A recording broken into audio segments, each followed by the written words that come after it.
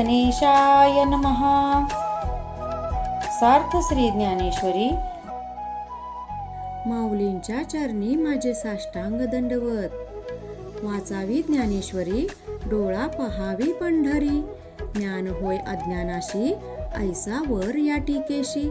ज्ञान होय मूढा, अति मूर्ख त्या दगडा. वाचील जो कोणी, जना त्यासी लोटांगणी. अध्याय 6 आत्मसंयम योग. क्रमशः वाचन भाग 2. ज्यावेळी योगी कोणतेही विषय किंवा कर्मे यांच्या ठिकाणी आसक्त होत नाही, त्याने सर्व संकल्पाचा त्याग केलेला असतो, तोच योगी खऱ्या अर्थाने योगारूढ असे मानावे. अशा योग्याला आत्मज्ञान झालेले असते. तो आत्मबोधाच्या तळघरात सुखनिद्रेत असतो. त्याच्याविषयी इंद्रियांसाठी, विषयवृत्तीसाठी सर्व दरवाजे पूर्णपणे बंद झालेले असतात. त्याचे मन सुखदुःखाने हर्षित वा कष्टी होत नाही. मूर्तिमंत विषय वासना त्याच्या समोर येऊन उभ्या राहिल्या तरी त्याच्याकडे जराही लक्ष नसते. जरी समजा इंद्रिये काही कर्मे करण्यास प्रवृत्त झाली तरी त्याच्या अंतरंगात मात्र कोणतीच कर्मफलाची इच्छा नसते. तो त्याच्या देह व्यवहाराप्रती स्वप्न अवस्थेत किंवा निद्रा अवस्थेमधील हालचालींप्रमाणे उदासीन असतो. आणि जो खरोखरच या अवस्थेला पोहोचतो तोच खरा योगी होय. श्रीकृष्णाने ही अशी योग्याची सांगितलेली लक्षणे ऐकून अर्जुन देवास म्हणू लागतो, प्रभू, तुम्ही जे सांगता आहात ते ऐकून मला खरोखर मोठे नवल वाटते आहे. आता फक्त तुम्ही कृपावंत होऊन मला हे सांगा की हे जर असे घडत असेल तर त्या योग्याला ही योग्यता, पात्रता कोण देतो? अर्जुनाचे हे विचारणे ऐकून कृष्णासही नवल वाटते. तो म्हणतो, अरे पार्था, ही अद्वैत अवस्था कोणी कोणाला उचलून देण्यासारखी ती काही बाह्य गोष्ट आहे का? माणूस अनेकदा झोपेत असताना तो स्वतःच्याच जन्ममृत्यूची अनेक दृश्ये पाहतो, पण जागा झाला की त्याला कळते की आपण तर जिवंत आहोत.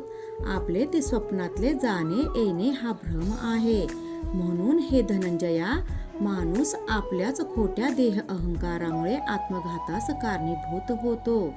प्रत्येकाने विचार करून, विवेक राखून, मी देह नाही तर मी ब्रह्मरूप आहे, नित्य सत्य अशी जी जी ब्रह्मवस्तू ती मीच आहे असा दृढ निश्चय मानतो, त्याचेच कल्याण होते. अन्यथा जो केवळ आपल्या देहाशीच गुंतून राहतो, देह म्हणजे मी मानून अंतरीच्या आत्मरूपास विसरतो, तो माणूस कोशात अडकलेल्या किड्यासारखा स्वतःचा शत्रू होतो. नेमकी फायद्याची फलप्राप्तीची वेळ यावी अन त्याच वेळी एखाद्यास आंधळेपणाचे डोहळे लागावेत अन तो त्या वस्तूच्या लाभास जसा मुकावा किंवा एखाद्याने मी हरवलो आहे असा भ्रम करून घ्यावा. त्या खोटेपणाला उरी कवटाळून बसावे. अन्यथा असा खोटा भ्रम सोडून जर तो स्वतःकडे पाहिल तर त्याला मी ब्रह्मरूप आहे हे कळणार नाही का? पण काही केल्या अहम ब्रह्मास्मी या भूमिकेवर ज्याची बुद्धी स्थिर होत नाही, तो दुःखी न झाला तर नवलच. पण हा खरं तर भ्रम असतो. ज्याप्रमाणे स्वप्नात कोणी जरी तलवारीचा वार केला तरी आपण मरत नाही, तसे आत्मतत्व हे कधीच नाश पावत नसते. पोपटाला धरण्याकरता झाडावर टांगलेली नळी पोपटाच्या भाराने उलटी फिरते. त्याला मात्र असे वाटते की मीच उलटा फिरलो आहे. तसा हा भ्रम असतो. तो पोपटही उडून न जाता तशाच अवस्थेत राहतो. ती खोटी मान हलवितो आणि छाती व चवड्यांनी ती नळी घट्ट आवळून धरतो आणि ओरडतो की मी खरंच बांधला गेलो आहे. आणि त्याच खोट्या भ्रमाने तो तीच नळी जास्त घट्ट पकडून ठेवतो. त्याच्या स्वयंबद्ध अवस्थेत त्याला जरी अगदी अर्धा तोडून जरी नेला तरी तो ती नळी सोडत नाही. आता अर्जुना, इथे नीट विचार करून सांग की त्याला तसे बांधायला इथे अन्य कोणी आले होते का? नाही ना. इथे तर त्याचा तोच बद्ध असतो. त्यामुळे आपण मुक्त व्हायला हवे हे त्यानेच मनाने ठरवावे लागते. तसा ज्याने आपल्या मनातला मी अन माझे हा संकल्प वाढविला आहे तोच स्वतःचा शत्रू नाही का? ती स्वतःच करून घेतलेली गुंतवणूक नव्हे का? यासाठी जो खरा आत्मअनुभवी मनुष्य असतो तो असा वृथा अभिमान धरत नाही. एक गोष्ट लक्षात घे, ज्याने आपले मन जिंकले आहे, वासनांवर ताबा मिळविला आहे, सर्व इच्छा वासना शांत केल्या आहेत, त्या मनुष्याला इतरांप्रमाणे परमात्मा हा कधीच दूर नसतो. सोने अग्नीतून तावून सुलाखून निघाले की ते कसे उत्तम अधिक शुद्ध होते, त्याप्रमाणे ज्याच्या मनातील संकल्प नाहीसे झालेले असतात, तोच ब्रह्मस्थितीस प्राप्त करता होतो. घटातले आकाश हे ते भांडे फुटताच महाआकाशाशी जसे एकरूप होते, तसा देहामधला खोटा अहंकार दूर झाला की तोच माणूस परमात्मा स्वरूप होतो. अशा स्थितीत त्याला उष्ण अन थंड, मान अन अपमान, सुख आणि दुःख या कशाचेच भान नसते. त्याचा विचारही त्याच्या मनात येत नाही. जसा सूर्य त्याच्या अंगीच्या स्वयंप्रकाशाने तो जाईल तिकडे उजेडच पाडतो, तद्वत असा परमात्मस्वरूपी योगी जगात सर्वत्र तेच ब्रह्म अनुभवतो. हे बघ, पावसाच्या धारा या समुद्राला कधी टोचतात किंवा बोचतात का? तसेच जो पूर्णपणे ब्रह्मरूप झाला आहे, त्याला कृतकर्माच्या शुभ अशुभतेबाबत किंवा लाभाबद्दल जराही खंत नसते. तो त्या कर्मांना स्वस्थितीपासून भिन्न मानत नाही. हा प्रपंचात येणारा अनुभव जेव्हा त्याला कळाला, तेव्हा प्रपंच हा खोटा आहे हे सत्य त्याच्या अनुभवास येते. तसेच आत्मज्ञान हेच खरे ज्ञान अन तो म्हणजेच मी हा त्याचा भाव दृढ होतो. असा एकदा का निश्चय झाला की मी व्यापक आहे हा संकुचित याची चर्चा करू गेले तर द्वैतबुद्धी जागच्या जागीच राहून जाते. हे धनुर्धरा, ज्याने आपली इंद्रिये जिंकली आहेत, तो जरी देहधारी असला तरी तो परमात्मा स्वरूपच असतो. या प्रांतात जो जितेंद्रिय आहे तोच योगी ठरत असतो. इथे लहान मोठे असा भेदभाव नसतो. अर्जुना, अरे माणसाच्या या अभेद बुद्धीबद्दल किती सांगू? असे बघ की शुद्ध सोन्याचा पर्वत अन मातीचे ढेकूळ या दोन्ही गोष्टी असा अभेद बुद्धीचा माणूस एकच मानतो. आत्मसुखापुढे त्याला पृथ्वीचेही मोल धापुटे वाटते. तो मौलिक रत्नमाणिकांना सुद्धा पाषाणाप्रमाणे मान्या इतका निरीक्षक झालेला असतो.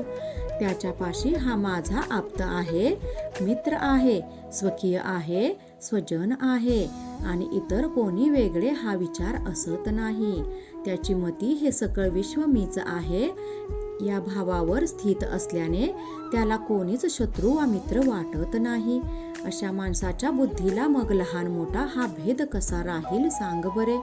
तो कोणाचा परिसाप्रमाणे कस लावत नाही. ती कसोटी जशी सर्व धातूंना सुवर्णमयी करते, त्याप्रमाणे अशा योगयुक्तीची बुद्धी सर्व चराचरास केवळ ऐक्यरूपच पाहते, अनुभवते. असे का असं जर विचारशील तर त्याचे उत्तर हेच की या विश्वातले नाना आविष्कार हे त्या एका सुवर्णमयी परब्रह्माचेच आहेत. ज्याला शुद्ध अन सत्याचे ज्ञान झाले आहे, तो वरच्या चित्रविचित्र आकारांना नाही तर त्यातील अभेद तत्वालाच फक्त पाहत असतो.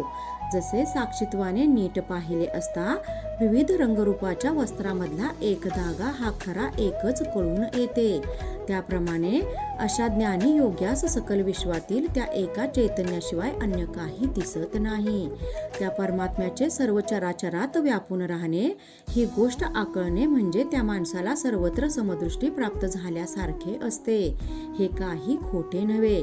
ज्याचे नाव तीर्थराज आहे, ज्याचे दर्शन अंतरंगास सुखावते, ज्याच्या संगतीने अहंकाराने भ्रमित झालेल्यांची भ्रांती दूर होते अन तो ब्रह्मरूप होतो, अशा पुरुषाचे बोलणे हे धर्माचे जीवन असते. त्याची दृष्टी महासिद्धी प्राप्त झाल्याने निवविली असते. त्याला स्वर्गीय सुखे हा खेळ असतो.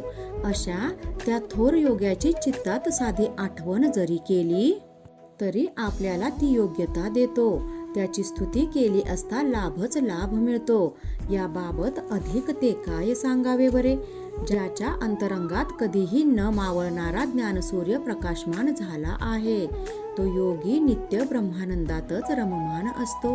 अर्जुना, या दृष्टीने जो विचार करतो तोच खरा अद्वितीय आणि जगातला तोच खरा निस्संग्रही असतो असे जाणावे.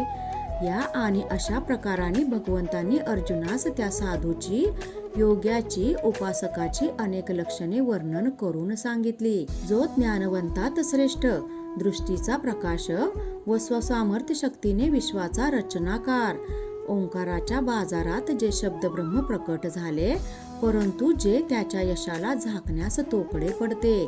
भगवान म्हणतात, मीच काय, पण त्याचे यशोगान गाण्यास वेद सुद्धा कमी पडले आहेत.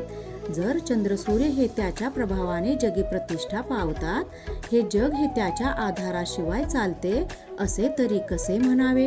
अरे बाबा, ज्याच्या गुणापुढे आकाशही तोकडे आहे, त्याचे गुणगान हे काय अन किती गावे?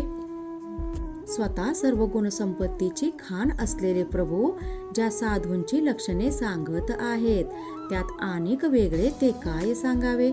जर ही ब्रह्मविद्या आपण अधिक स्पष्ट करून इथे निवेदन केली, तर आपल्या अन अर्जुनाच्या प्रेमभावात ती अडचण ठरेल.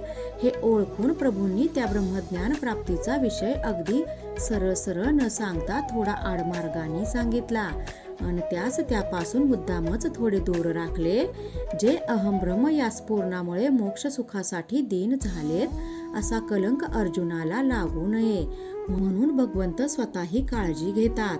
इथे देव असाही विचार करतात की जर या अर्जुनाचा मीपणा लयास गेला आणि ते ब्रह्म म्हणजेच मी या भावामध्ये जर तो गेला, तर मग अर्जुन म्हणून मी कोणावर प्रेम करणार? मग मला प्रेममिठी देण्यासाठी, डोळे भरून पाहण्यासाठी, सुखसंवाद करण्यासाठी जर अर्जुन नसेल तर कोण? जर त्या अर्जुनाचे अन आपले ऐक्य झाले, तर मग आपल्या मनातील गोष्ट ज्याच्या जवळ सांगावी असा प्रिय सखा कोण राहील? हा आणि असा दूरचा विचार करून श्रीकृष्णांनी अर्जुनास ती साधूंची लक्षणे सांगून त्याचा मनोभेद केला. ज्ञानदेव म्हणतात, श्रोते हो, हे असे जरी असले तरी श्रीकृष्ण मुखातून ते ज्ञानामृत मिळवण्यास अर्जुन हाच खरा योग्य अन अधिकार योग्य मानायला हवा.